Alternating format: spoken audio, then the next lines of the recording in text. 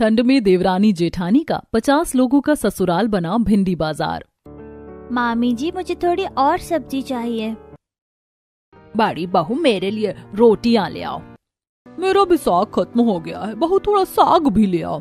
मेरे कटोरे की दलिया खत्म हो गई है, थोड़ा दलिया ले आओ। पिंकी चलो तुम मेरे साथ चलो, नीचे मैं सबके लिए एक साथ इतना सामान नहीं ला सकती।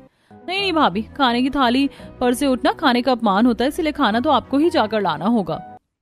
ये मेरी नंद के सारे संस्कार खाने की थाली पर ही निकलते हैं, वैसे तो बड़ी मॉडर्न बनी फिरती है। ठीक है रुकिए, मैं बारी बारी से लेकर आती हूँ।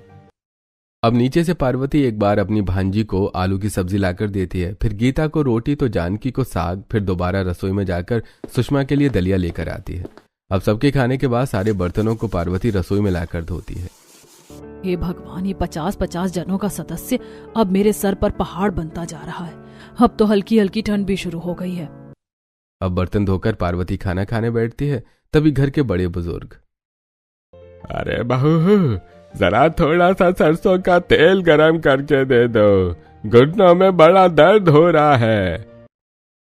अरे बहू मुझे प्याज, कड़ी पत्ता, नारियल के तेल में उबाल कर दे दो, मेरे सर के बाल बहुत झड़ रहे हैं। और बहू ये सब करने के बाद मेरे लिए एक कप मसाले वाली चाय बना देना। पापा जी मैं अभी घर के सारे काम खत्म करके खाना खाने बैठी हूँ। दोपहर के 2 बज गए हैं इन्हीं सब में, कम से कम अब मुझे चैन से खाना तो खाने दीजिए। तभी वहाँ कलावती आती है। बड़ी बहू ये क्या तरीका हुआ आपने दादा ससुर, फूफा ससुर, चाचा ससुर से बात करने का? अजी मैं तो बस कह रही थी कि मैंने अभी तक खाना नहीं खाया, अभी खाने बैठी हूँ कि सबने फिर से। ठीक है खाना खा लो, उसके बाद सारे काम कर देना। अब पार्वती गुस्से में खाना ही नहीं खाती है और फिर से काम में लग जाती है। वो पहले चाय बनाकर चाचा ससुर को दे देती है, उसके बाद नारियल तेल में कच्चा मेथी, कड़ी पत्ता उबालती है और फूफा ससुर को देकर आती है। उसके बाद वो सरसों लहसुन का तेल पकाती है और दादी ससुर को देकर आती है। ये सब करते करते शाम के 4 बज जाते हैं। अब पार्वती सोफे पर बैठकर थोड़ा सा झपकी लेने की कोशिश करती है कि तभी उसके सामने उसकी 2 कुंवारी और एक शादीशुदा नंद आ जाती है। बड़ी भाभी आप सो रही हो? मुझे आपसे अपने बालों में तेल लगवाना था और मुझे अपनी कमर की मालिश करवानी थी और मुझे फेशियल करवाना था। अरे शिखा तुम तो शादीशुदा हो, तुम तो अपना काम खुद कर लिया करो। बाकी पिंकी, पूजा, तुम दोनों के काम भी मैं एक साथ नहीं कर पाऊंगी। अरे भाभी आप तो काम चोरी कर रही हो। हाँ सही कहा, इतने काम को तो मैं अपने ससुराल में 2 मिनट में खत्म कर लेती थी। अच्छा जब इतना काम वहाँ कर पाती थी तो यहाँ आपके हाथ पैर क्यों नहीं चल रहे हैं? क्या कहा भाभी आपने? मेरी बड़ी दीदी को कुछ तो कहा आपने? मैंने कुछ नहीं कहा और तुम लोगों के ये काम मैं कल करूंगी, मुझे अभी रात का खाना बनाना है। अब पार्वती रात का खाना बनाने के लिए रसोई में आती है और 10 से 15 तरह की सब्जियों को काटती है, फिर सिलबट्टे पे मसाला पीसती है, फिर कढ़ाई चढ़ाकर 7 से 8 तरह की सब्जी बनाती है। उसके बाद पार्वती एक बड़े भगोने में 10 से 20 किलो आटा गूंथती है, फिर सबके लिए रोटी बनाती है, जिससे उसके पैरों में बार बार झंझनाहट और कमर में दर्द शुरू हो जाता है। हे भगवान, ये खड़े खड़े मेरे पैरों में अजीब सी झंझनाहट हो रही है, कमर भी बीच से फट रहा है दर्द से। मुझसे अब और काम नहीं होगा। मुझे सासू माँ से कहना होगा कि वो इस घर में अब देवरानी ले आए, धीरे धीरे ठंड भी आ रही है। अब अगले दिन सुबह बीमार हालत में पार्वती अपनी सास से देवर की शादी का प्रस्ताव रखती है। माँ जी मुझसे अकेले अब और काम नहीं हो पाता है। रोटी बनाते बनाते आज मेरी कमर टूट रही थी, फिर अब ठंड भी हल्की हल्की शुरू हो गई है। कलावती बड़ी बहू ठीक कह रही है। हाँ मैं भी पार्वती बहू की बात से सहमत हूँ। हाँ वैसे छोटे बेटे की शादी एक ना एक दिन तो करनी ही है, तो बड़ी बहू की बढ़ती परेशानी को देखकर हमें ये शादी जल्द ही कर देनी चाहिए। ठीक है फिर मैं कल ही पंडित जी को बुलाकर कौशल के लिए अच्छी लड़की का रिश्ता मांगती हूँ। अब अगले ही दिन कलावती पंडित को घर बुलाती है। पंडित कलावती को एक सुंदर लड़की का रिश्ता देता है। कलावती को लड़की देखते ही पसंद आ जाती है। अब बढ़ती ठंड को देखकर कलावती कुछ ही हफ्तों में अपने बेटे कौशल की शादी पूरे विधि विधान के साथ ईशा से करवा देती है। घर के सभी सदस्य बड़े ही प्यार से छोटी बहू का गृह प्रवेश करवाते हैं। आओ बहू रानी, इस कलश को गिराकर घर के अंदर प्रवेश करो। ईशा जैसे ही कलश गिराकर घर में प्रवेश करती है, ईशा के 50 सदस्यों का ससुराल एक साथ चिल्लाने लगता है। ये बल्ले बल्ले, छठी चाची आ गई, छठी चाची आ गई। छोटी चाची आज तो आप बहुत सुंदर लग रही हो।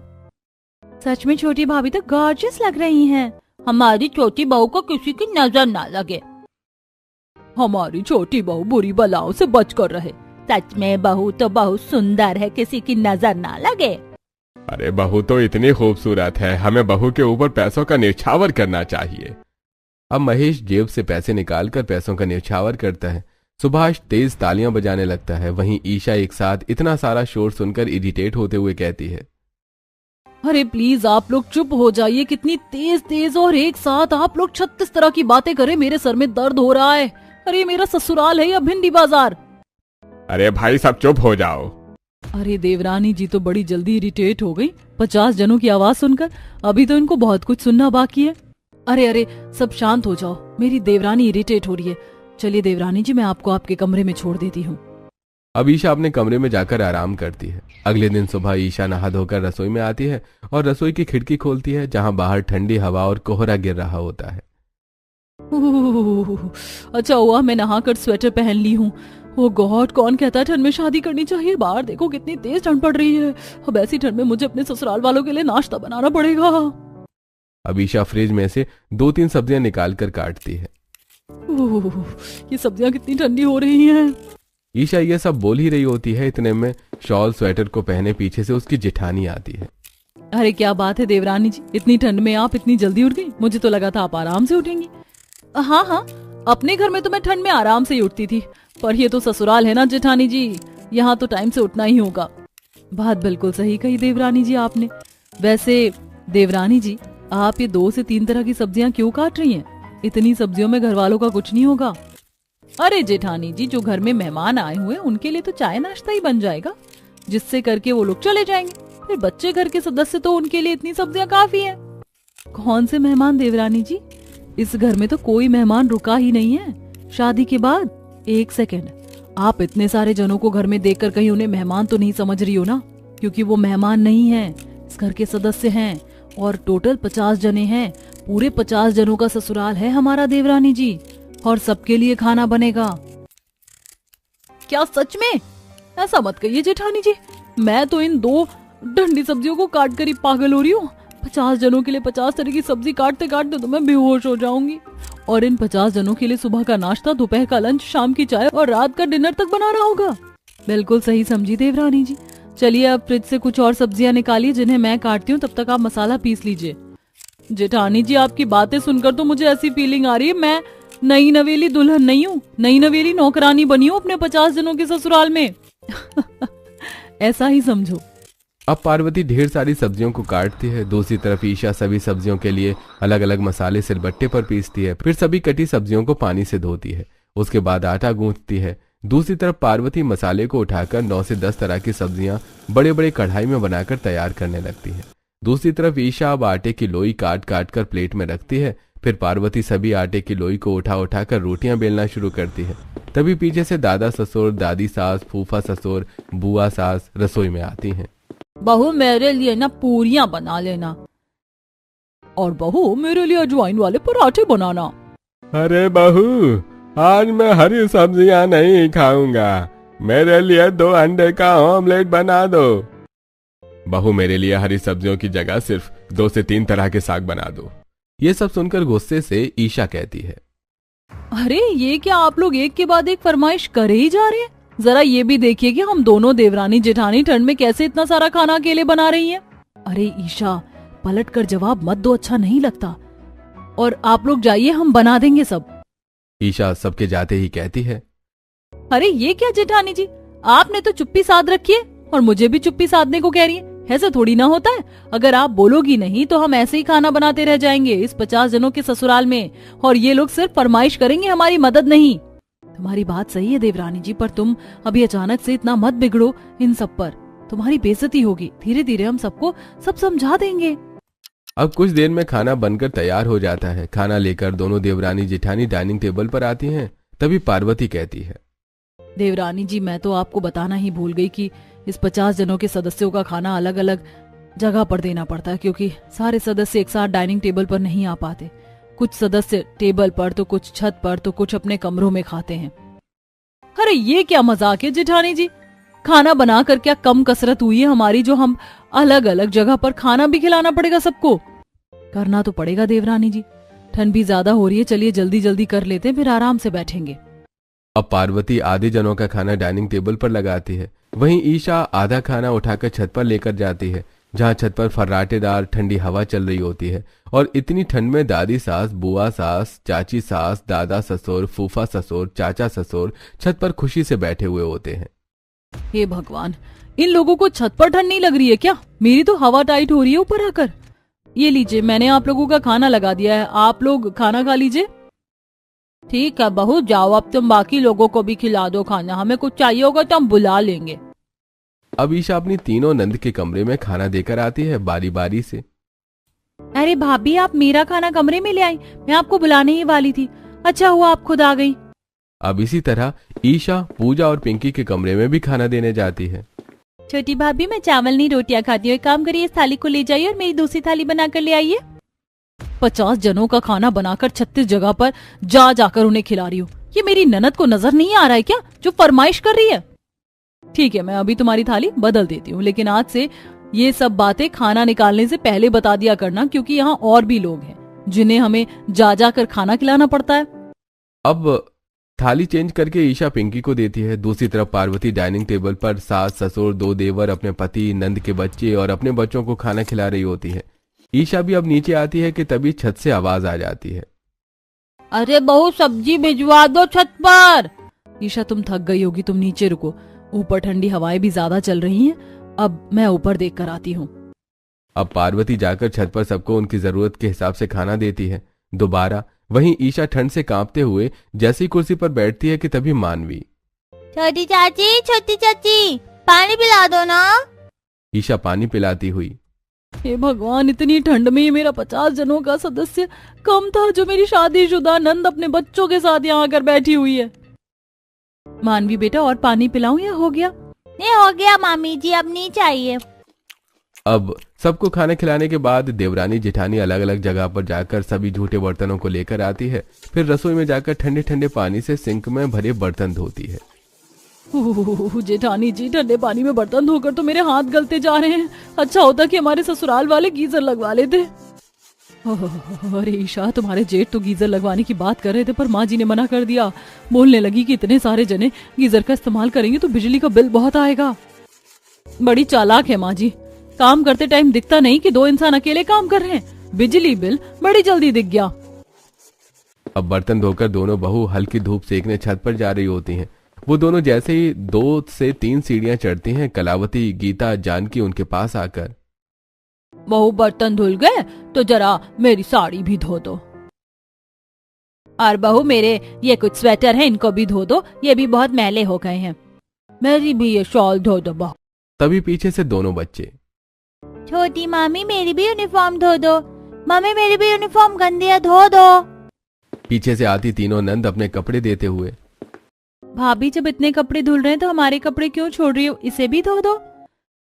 ये क्या, आप लोग तो एक साथ इतने सारे कपड़े लेकर आ गए हमसे धुलवाने के लिए? अरे अभी तो हमने इतने सारे झूठे बर्तन धोए हैं। हाँ सच में, बर्तन धोते धोते हमारे हाथ वैसे ही बर्फ हो गए। थोड़ी देर धूप सेकने जा रहे थे, पर उसमें भी आप लोगों ने इतने कपड़े धोने को दे दिए। बहू, तुम ही दोनों संभालती हो सारा काम, इसीलिए तो तुम ही दोनों को कहा है। जाओ अब धो लो कपड़े, आज धूप भी अच्छी है। अब दोनों बहू सभी कपड़ों को उठाकर बाथरूम में जाती हैं और रगड़ रगड़ कर ठंडे पानी में कपड़े धोने लगती हैं। हे राम, माता जी, मेरा तो माथा चकरा रहा है कपड़े रगड़ रगड़ कर। और ये पानी कितना ठंडा है। इस पानी से कपड़े धोते धोते तो ऐसा लग रहा है मेरे हाथों से जान चली गई है। अरे मुझे तो ऐसा लग रहा है ईशा, जैसे मैं बर्फ के सिल्ली पर कपड़े रगड़ रही हूँ। और अभी तो हमें इन सभी कपड़ों को ले जाकर ठंडी ठंडी हवाओं में छत पर सुखाना भी होगा। अब कपड़े धोकर दोनों देवरानी जेठानी पूरे छत पर कपड़े सुखाती हैं। ये सब करते करते शाम हो जाती है। अब शाम को सभी कपड़ों को दोनों देवरानी जेठानी नीचे लेकर आती हैं। बहू, मेरे कपड़े मेरे कमरे में रख देना। मेरे कपड़े भी मेरे कमरे में ही रखना। भाभी, मेरे कपड़े भी मेरे कमरे में रखना, ताकि टाइम पर सब मिल जाए। भाभी, मेरे कपड़े प्रेस कर देना, और मेरे भी यूनिफॉर्म प्रेस कर देना ऑफिस के। अरे आप लोग चुप करिए। कितनी बार बताएं आप लोगों को कि एक साथ हमारे कान के पास मत चिल्लाया कीजिए। सच में, जब आप 50 सदस्य एक साथ बोलना शुरू करते हैं तो ये घर घर नहीं भिंडी बाजार लगता है, और बाजार जैसा कचर कचर हमारे सर में दर्द होने लगता है। अब दोनों देवरानी जेठानी मिलकर आधे सदस्यों के कपड़े उनके कमरे में रखकर आती हैं, तो कुछ सदस्य के कपड़े प्रेस करके उनके अलमारी में रखती हैं और उसके बाद रात का खाना बनाकर सबको खिलाती हैं। इसी तरह अगले दिन कलावती अपने हाथ में पूरा थैला भर के हरी भिंडी लेकर आती है। माँ जी, आप इतनी सारी भिंडी कहाँ से और क्यों लेकर आई हैं? अरे बहू, सस्ते दाम में मिल रही थी तो ले आई। क्या कहा भिंडी लाई है? कलावती, एक काम करना बहू, मेरे लिए भिंडी का भरवा बना देना। बहू, मेरे लिए तो भिंडी की भुजिया बनाना। मेरे लिए कुरकुरी भिंडी बनाना और उसके साथ पतली दाल चावल। अगर भिंडी बन रही है तो मैं भी भिंडी के साथ पूरी खाऊंगा। और मैं लच्छे पराठे खाऊंगी। मेरे लिए तो रुमाली रोटी बनाना भिंडी के साथ। नहीं नहीं, हम लोगों को तो मैगी खानी है और मुझे पास्ता। हे भगवान जेठानी जी, ये 50 जनों का ससुराल जो कि खुद एक भिंडी बाजार है, ये कम था जो ये थैला भर के भिंडी भी लेकर आ गए हैं और 36 तरह की फरमाइश कर रहे हैं इस भिंडी को बनाने के लिए। कुछ भी कहो देवरानी जी, पर अब ठंड में हमारी नानी याद आने वाली है। 36 तरह से इस भिंडी को बनाने में बच्चों ने भी अलग फरमाइश कर दिया है। अब दोनों देवरानी जेठानी भिंडी का थैला लेकर रसोई में आती हैं। अब ईशा भिंडी काटना शुरू करती है। दूसरी तरफ पार्वती सिलबट्टे पर मसाला पीसती है। अब ईशा सभी भिंडियों को धो रही होती है। ओए माँ, ठंडे पानी में भिंडी धोकर तो मेरी हालत खराब हो गई जेठानी जी। देवरानी जी, मुझे तो ऐसा लग रहा है कि मैं बर्फ के गोले पीस रही हूँ सिलबट्टे पर। अब दोनों बहू मिलकर भिंडी की भुजिया, भिंडी का भरवा, भिंडी की ग्रेवी सब्जी, भिंडी दही बनाकर दोनों देवरानी जेठानी पूरियां, रोटियां और लच्छे पराठे भी बनाकर तैयार कर लेती हैं और फिर सबको बारी बारी से खिलाती हैं। बहू, भिंडी बना तो दिया तुमने, पर भिंडी में वो बात नहीं है जैसी हमें चाहिए थी। सच में ये भिंडी की सब्जी थोड़ी और पकती बहू। दूर खड़ी दोनों देवरानी जेठानी आपस में। जेठानी जी, आप इतने टाइम से इस 50 जनों के सदस्य को कैसे टॉलरेट कर रही हैं? मेरा तो मन कर रहा है कि एक एक का सर फाड़ दूं। इतनी ठंड में हमने इतने तरीके की भिंडी बनाई है इनके लिए और ये है कि एक सिंपल थैंक यू भी नहीं कह रहे हमें। देवरानी जी, इस घर में सबको खाना और काम से मतलब होता है और किसी चीज से नहीं। इसी तरह अगले दिन जेठानी जी, जब मैं ससुराल में आई हूँ तब से कहीं घूमने नहीं गई और इस घर में इतने सारे जनों का काम कर करके मैं बहुत थक गई हूँ, इसीलिए सोच रही हूँ मायके हो आऊं। अच्छा ठीक है, तुम्हारे साथ फिर मैं भी जाऊंगी। अब जेठानी देवरानी कलावती से मायके जाने की अनुमति मांगती हैं। क्या जरूरत है मायके जाने की बहू? इतना भरा पूरा तुम्हारा ससुराल से छोड़कर कहाँ जाओगी? फिर अगर तुम चली गई तो घर कौन संभालेगा? यही तो दिक्कत है माँ जी कि हमारा ससुराल इतना भरा पूरा और इतने सारे सदस्यों को साथ रहकर अब हमारा माथा फटने को ही हो गया है। हमें शांति चाहिए। माँ जी, जाने दीजिए ना।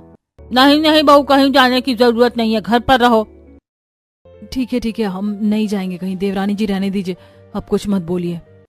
अब कुछ देर बाद दोनों देवरानी जेठानी अपने अपने कमरों की सफाई कर रही होती हैं, जिसे देखकर घर के सदस्य, अरे बहू, अगर अपना कमरा साफ कर रही हो तो थोड़ा मेरा भी कर दो। और दादाजी का करोगी तो मेरा भी कर देना भाभी। बहू, मेरे भी बेडरूम का बेडशीट चेंज करना है। वैसे बहू, अगर साफ सफाई मेरे कमरे में भी हो जाती तो ठीक रहता। अरे ये लोग एटलीस्ट अपना बेडरूम तो खुद साफ कर लीजिए। 50 जनों का खाना बनाना है, 50 जनों का कपड़ा धोना, ये क्या कम है जो अब हम बेडरूम भी साफ करें आपके? बहू देखो, हम बड़े बुजुर्गों के तो पैर हाथ में अब इतनी ताकत नहीं रही है कि हम अपना कमरा साफ करें। रही तुम्हारी नंदे, तो वो भी पढ़ती लिखती हैं और तुम्हारी जो शादीशुदा नंद है उसकी तबीयत भी ठीक नहीं रहती, इसीलिए तुम ही कर दो। अच्छा ठीक है, हम कर देंगे माँ जी। अब दोनों बहू सभी के कमरों में जा जाकर किसी का बेडशीट हटाती हैं तो किसी के बेडरूम में झाड़ू लगाती हैं। अब शाम को दोनों देवरानी जेठानी कड़कड़ाती ठंड में बाजार से सब्जी लेने जाती हैं और फिर घर के 50 सदस्यों के हिसाब से सब्जी लेते लेते सब्जी का थैला बहुत ज्यादा भारी हो जाता है। फिर दोनों देवरानी जेठानी एक एक साइड से थैले का हैंडल पकड़कर सब्जी लेकर आ रही होती हैं और ठंड के मारे उनकी हालत खराब हो चुकी होती है। ये देखकर पड़ोस की औरतें, बाप रे, कलावती ने तो अपनी दोनों बहू को नौकरानी बना रखा। नौकरानी सच में 50-50 सदस्य हैं, ये नहीं कि कलावती इतने बड़े परिवार के लिए एक नौकरानी रख ले। अरे कलावती के तो आंखों में पानी नहीं है, तभी तो अपनी बहू से इतना काम करवाती है। आप लोगों की बातें सुनकर मैं काफी इमोशनल हो गई हूँ। काश ये फीलिंग हमारे ससुराल वालों के अंदर भी होती हमारे लिए। सही कहा, लेकिन ये होना नामुमकिन है क्योंकि वो लोग पुराने ख्याल के हैं। अब दोनों बहू बाजार से आकर रसोई में सबके लिए खाना बना रही होती हैं कि तभी वहां पर दादी सास और कलावती सुभाष आते हैं। बहू खाना बना रही हो रात का तो थोड़ा कम ही खाना बनाना। हाँ बहू, कम खाना बनाना और सुबह जल्दी उठ जाना, और सुबह उठकर हमारे लिए आलू के पराठे, आलू की कचौड़ी, मूली, गाजर, हरी मिर्च का अचार बना देना। क्यों माँ जी, आप इतनी जल्दी सुबह उठकर हमें खाना बनाने के लिए क्यों कह रही हैं? बहू, हम सभी लोग तीर्थ यात्रा पर जा रहे हैं 1 हफ्ते के लिए। अब ये बोलकर घर वाले वहां से चले जाते हैं। जेठानी जी, मुझे इतनी खुशी हो रही है, इतनी खुशी हो रही है कि मैं आपको बता नहीं सकती। अरे धीरे बोलो, कोई सुन लेगा। अब अगले दिन दोनों ही बहू आलू के पराठे, आलू की कचौड़ी, 2 से 3 तरह के चटपटे अचार बनाकर बड़े बड़े टिफिन में पैक कर देती हैं। सभी सदस्य भी तैयार होकर अपने अपने हाथ में छोटा छोटा थैला बैग लेकर रेडी हो जाते हैं और बाहर जाकर बस में बैठ जाते हैं। दोनों बहू बड़ी खुशी से सबको टाटा कर रही होती हैं। इसके बाद बस आगे निकल जाती है और वो दोनों घर के अंदर आ जाते हैं। अब दोनों देवरानी जेठानी खुशी से पैर पसार कर सोफे पर बैठती हैं। जेठानी जी, कितना सुकून मिल रहा है ना आज इस घर में। ऐसा लग रहा है हमारे इस भिंडी बाजार के ससुराल में सभी सदस्य कहीं गुमशुदा हो गए हैं। हाँ सही कहा, आज शांति तो बहुत ज्यादा हो रही है घर में। अच्छा, मैं कुछ खाने को बनाती हूँ। अरे जेठानी जी, अब ठंड में खाना बनाने की जरूरत नहीं है, मैं ऑनलाइन मंगाती हूँ, आओ बैठो। अब ऑनलाइन खाना मंगाकर दोनों देवरानी जेठानी आराम से खाना खाते हैं। अब धीरे धीरे रात होती है और पार्वती को अपना बड़ा घर बिना लोगों के काटने को दौड़ता है। ईशा, घर कितना शांत लग रहा है और हम दोनों के सिवा इस घर में कोई नहीं है। मुझे अब अजीब लग रहा है। आपका दिमाग खराब हो गया जेठानी जी? इतने महीनों बाद तो हमें शांति मिली है और आप हो कि पनौती लगा रही हो। चलो सोने। अब दोनों कमरे में एक साथ सोते हैं। तभी आधी रात को अचानक बिल्ली की आवाज आती है। ईशा पार्वती घबरा कर उठती हैं। कौन है? ईशा, बिल्ली रो रही है शायद। जेठानी जी, वैसे तो मैं मॉडर्न हूँ, पर मेरी मम्मी कहती थी बिल्ली तब रोती है जब घर में कोई बुरा हादसा होने वाला हो। अरे डराओ मत ईशा। अगले दिन सुबह पार्वती अपने पति को फोन करती है।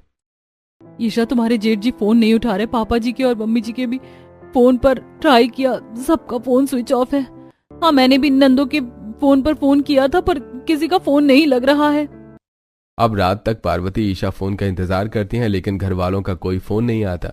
वो डर डर कर रात काटती हैं। अब अगले दिन ईशा नॉर्मली टीवी ऑन करती है, जहां टीवी पर दिखाया जाता है कि हरिद्वार जाने वाली बस का एक्सीडेंट हो गया है। नहीं नहीं, ऐसा नहीं हो सकता ईशा, इसी बस में तो हमारा पूरा परिवार हरिद्वार गया है। छोटे छोटे बच्चे हैं, नंद है, दादी सास, बुआ सास, हमारे पति सब है। जेठानी जी, अब तो मुझे भी बहुत टेंशन हो रही है। इन लोगों ने हमें कोई फोन भी नहीं किया। ये लोग कहाँ और कैसे हैं? ईशा रो रो कर इतना बोलती है कि तभी दरवाजे की डोरबेल बजती है। दोनों देवरानी जेठानी भागकर दरवाजा खोलती हैं, जहां अखबार वाला होता है। जी, मैं नया हूँ इस मोहल्ले में, अखबार लोगी आप? हाँ दे दो भैया। ईशा वो अंदर आकर अखबार देखती है, जिसमें एक पुल पर बस पलटी हुई होती है। जेठानी जी, बस तो बहुत बुरी तरह पलटी है। हे भगवान, सब कैसे कहाँ होंगे? सब जिंदा तो है ना? पार्वती इतना बोलती है कि तभी फिर से दरवाजा बजता है। पार्वती ईशा भागकर दरवाजा खोलती हैं और इस बार पूरा परिवार दरवाजे पर खड़ा होता है। आप लोग के साथ कोई हादसा तो नहीं हुआ? वो टीवी पर दिखा रहे कि हरिद्वार जाने वाली बस का एक्सीडेंट हो गया। भाभी, आपने जो न्यूज देखी वो बिल्कुल सही है, बट ये न्यूज टेलीकास्ट आज हुआ है और एक्सीडेंट कल सुबह ही हो गया था। हाँ, पर घबराने वाली वो कोई बात नहीं है। हमारे घर के सभी सदस्य ठीक हैं, लेकिन कई लोग घायल हुए हैं और हमने उन लोगों की हेल्प करने के लिए अस्पताल में 1 लाख रुपए डोनेट किया है। ये तो आप लोगों ने बहुत अच्छा किया और भगवान का शुक्र है कि आप लोग ठीक हैं। अरे बहू, तुम दोनों को हमारी इतनी चिंता है। हमें तो लगता था कि हम 50 जने तुम्हारे सिर पर बोझ हैं। नहीं नहीं, ऐसा कुछ नहीं है और आप लोग हमारे लिए कभी बोझ नहीं बन सकते। सही कहा देवरानी जी ने। और हाँ, बड़े बुजुर्गों का घर में रहना बहुत जरूरी है। आप लोगों का आशीर्वाद हम पर बना रहता है। आप लोग अंदर आइए, हम आप लोगों के लिए कुछ खाने को बना देते हैं। अब घर के सभी सदस्य फ्रेश होते हैं, साफ सुथरे कपड़े पहनकर डाइनिंग टेबल पर बैठते हैं, जिसके बाद खुशी खुशी दोनों देवरानी जेठानी कई तरह के पकवान डाइनिंग टेबल पर लगाती हैं। सभी लोग खाना खाते हैं। देवरानी जी, पता नहीं क्यों आज अपने 50 जनों के परिवार की सेवा करके बहुत खुशी हो रही है। सच में जेठानी जी, पहले मैं अपने इतने लंबे चौड़े ससुराल को किसी भिंडी बाजार से कम नहीं समझती थी, लेकिन जिस दिन ये बाजार सुनने पड़ा मेरे तो होश उड़ गए। अब मुझे अपना ये 50 जनों का सदस्य वाला भिंडी बाजार ससुराल बहुत पसंद है। अब इस दिन के बाद दोनों देवरानी जेठानी समझ जाती हैं कि परिवार में रहकर परिवार की सेवा करना ही सबसे पहला कर्तव्य होता है और घर की रौनक बड़े बुजुर्ग ही घर में रहकर बनाते हैं।